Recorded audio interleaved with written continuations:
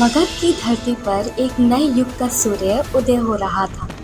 चंद्रगुप्त मौर्य का साम्राज्य।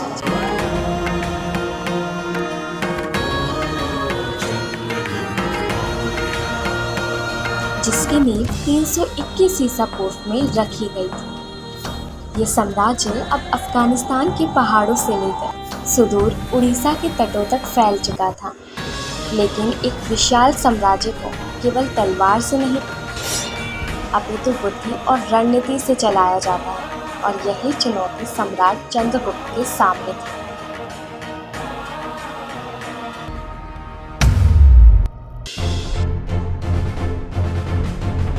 सम्राट, खबर अच्छी नहीं है।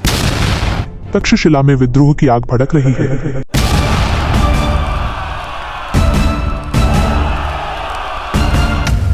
और उज्जैनी से भी खबरें आ रही हैं कि लोग प्रशासन से असंतुष्ट हैं।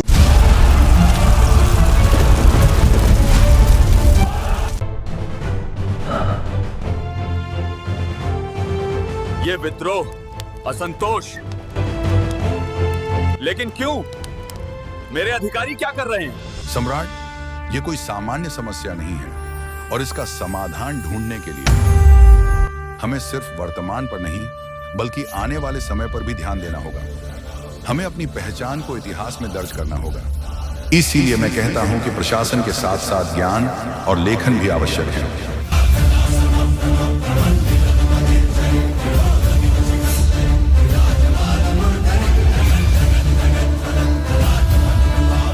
आप सही कहते हैं गुरुदेव। मेघस्थनीज, आपने मेरे साम्राज्य का भ्रमण किया है।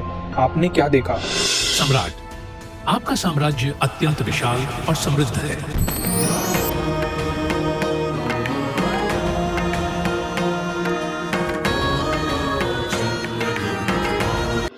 मैंने अपनी पुस्तक इंडिका में यहाँ के लोगों, यहाँ के रीति रिवाजों और आपके शासन के बारे में लिखा है। यह भविष्य के लिए एक महत्वपूर्ण दस्तावेज बनेगा। और मेरी पुस्तक अर्थशास्त्र, उसमें शासन के सिद्धांत, कूटनीति और राज्य संचालन के नियम हैं।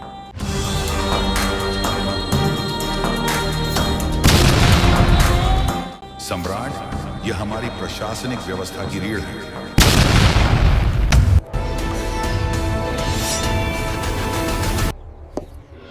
हमारे साम्राज्य के 5 प्रमुख राजनीतिक केंद्र हैं। राजधानी पाटलिपुत्र, तक्षशिला, उज्जैनी, तोसली और सुवर्णगिरी। चाणक्य की दूरदर्शिता और चंद्रगुप्त के दृढ़ संकल्प ने एक नया प्रशासनिक मॉडल तैयार किया।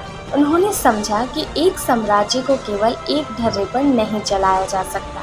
अलग अलग क्षेत्रों की जरूरतों को समझना और उसी के अनुसार शासन करना ही सच्चा राजतंत्र है।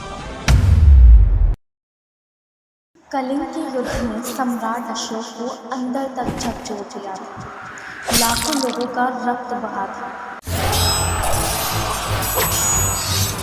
जिस साम्राज्य का निर्माण चंद्रगुप्त ने किया था, उसे अशोक ने अपनी तलवार से और भी बड़ा किया। लेकिन उस जीत की कीमत ने अशोक को बदल कर रख दिया।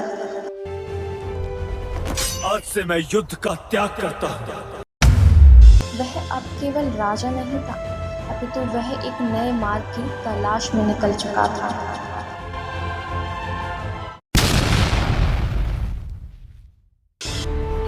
सेनापति, अब और रक्तपात नहीं।